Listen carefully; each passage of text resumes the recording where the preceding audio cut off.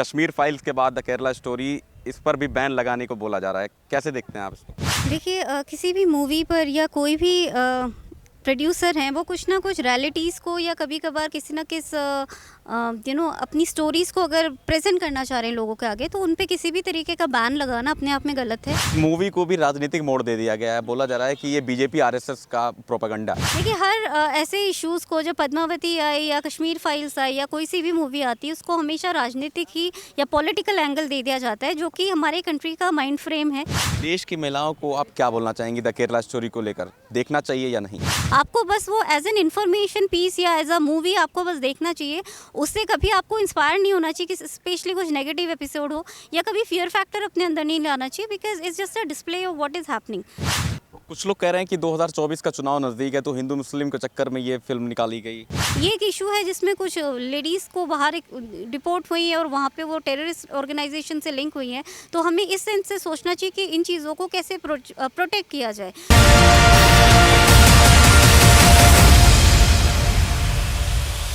विवादों के बीच रिलीज हुई फिल्म द केरला स्टोरी लगातार धड़ाधड़ कमाई कर रही है, लेकिन इससे पहले कई विवादों में घिरी भी हुई थी। जहां एक और प्रधानमंत्री राजनीतिक मंच से द केरला स्टोरी का जिक्र करते हैं, वहीं एमपी शशि थरूर भी एक तरफ कहते हैं कि इस मूवी को बैन कर देना चाहिए।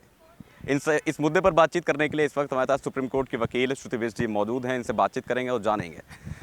मैम, द केरला स्टोरी एक नई मूवी, कश्मीर फाइल्स के बाद द केरला स्टोरी, इस पर भी बैन लगाने को बोला जा रहा है। कैसे देखते हैं आप इसको? देखिए किसी भी मूवी पर या कोई भी प्रोड्यूसर हैं वो कुछ ना कुछ रियलिटीज़ को या कभी कभार किसी ना किस अपनी स्टोरीज़ को अगर प्रेजेंट करना चाह रहे हैं लोगों के आगे, तो उन पे किसी भी तरीके का बैन लगाना अपने आप में गलत है। क्योंकि freedom of speech and expression सबको गारंटेड है, अनटिल अनलेस वो किसी कंट्री के सिक्योरिटी को थ्रेटन कर रहा हो या कुछ इतना सेडिटिव हो कि भाई किसी की बिल्कुल कंट्री का नेशनल जिसे कहते हैं डिस्टर्बेंस आ जाए, या कंट्री में कुछ ऐसा अप्रोर हो जाए कि लोग सड़कों पे प्रोटेस्ट करने लगे। तब तक ऐसा कुछ इशू नहीं होना चाहिए कि हर बार आप किसी मूवी को लेकर बैन करना शुरू कर दो। केरला हाई कोर्ट की तरफ से भी बैन इम्पोज नहीं किया गया है, एंड सुप्रीम कोर्ट ने तो 5 मई पे डिनाई कर दिया था इस पिटीशन को एक्सेप्ट करना, पर 15 मई को ये लिस्टेड है और उसमें भी अब आगे देखेंगे कि सुप्रीम कोर्ट का क्या मानना है। बट मेरा जितना मानना है कि वेस्ट बंगाल में ही बस ये बैन हुआ है, यूपी एंड एमपी में तो ये टैक्स फ्री करा गया है।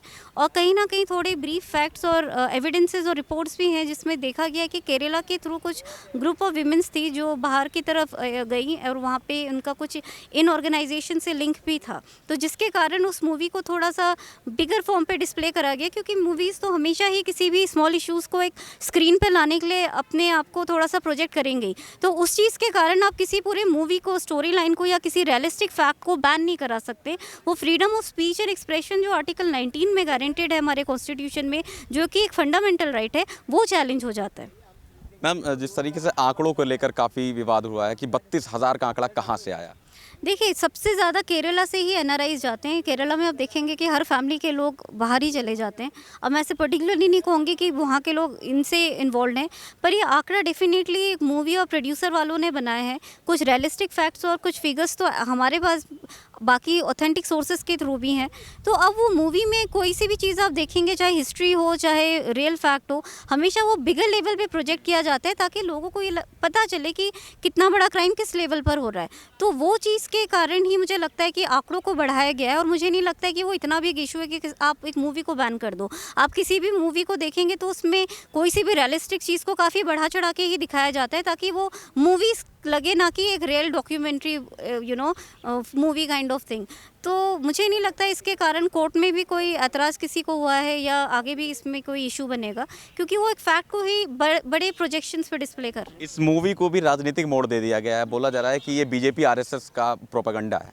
देखिए हर ऐसे इश्यूज़ को, जब पद्मावती आई या कश्मीर फाइल्स आई या कोई सी भी मूवी आती है, उसको हमेशा राजनीतिक ही या पॉलिटिकल एंगल दे दिया जाता है, जो कि हमारे कंट्री का माइंड फ्रेम है। एक central board of film certification होता है, एक रेगुलेशंस होते हैं, सुप्रीम कोर्ट है, इन सब का एक लीगल प्रोसीडिंग्स है। और इसमें ये बिल्कुल कोई ज़रूरी नहीं है कि आप हर चीज़ को एक पॉलिटिकल एंगल दे दो कि ये इस पॉलिटिकल पार्टी के थ्रू हो रहा है या उसके थ्रू हो रहा है। एक मूवी है जिसमें कुछ लोगों ने कुछ फैक्ट्स को डिस्प्ले करा है और वो डिस्प्ले करने के लिए कई बार लोग अगेंस्ट जाते हैं। जब पद्मावती आई थी तो कुछ ग्रुप उनके भी अगेंस्ट थे, पर एक हिस्ट्री को अगर थोड़ा सा आगे पीछे दिखा के या एक फैक्ट को थोड़ा बढ़ा के दिखाया जाए तो वो ऑल टुगेदर इतना गलत नहीं हो जाता कि आप बैन कर दो। कहीं ना कहीं आप कुछ रियलिटी तो लोगों के सामने ला रहे हो। देश की महिलाओं को आप क्या बोलना चाहेंगी द केरला स्टोरी को लेकर, देखना चाहिए या नहीं? देखिए, किसी भी मूवी को देखने में कोई हार्म नहीं होता है, पर पॉइंट ये है कि हमें कभी भी किसी मूवी को देख के उन चीज़ को अपनी लाइफ को रियलिस्टिक नहीं मान लेना चाहिए, अपने आप को वहाँ फिट नहीं कर देना चाहिए।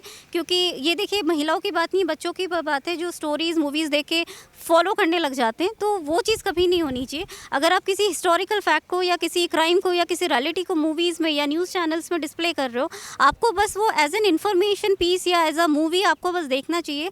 उससे कभी आपको इंस्पायर नहीं होना चाहिए कि स्पेशली कुछ नेगेटिव एपिसोड हो, या कभी फियर फैक्टर अपने अंदर नहीं लाना चाहिए, because it's just a display of what is happening.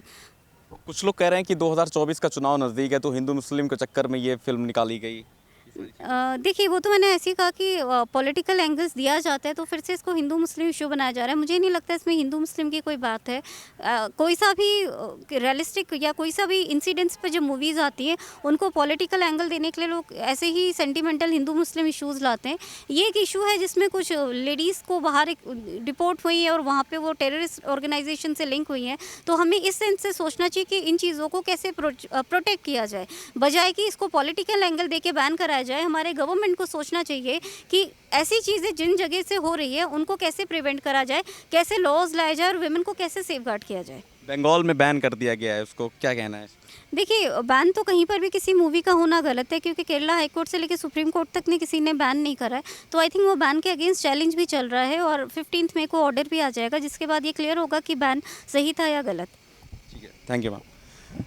विवादों के बीच केरला स्टोरी मूवी रिलीज होने के बाद लगातार कमाई कर रही है और इसके बाद भी विवादों में घिरी हुई है। राजनीतिक मंच से प्रधानमंत्री नरेंद्र मोदी का द केरला स्टोरी का जिक्र करना, वहीं member of parliament Shashi Tharoor ने इस मूवी को बैन करने की घोषणा की है, मतलब बयान दिया है, लेकिन उसके बाद भी ये मूवी धड़ाधड़ कमाई कर रही है।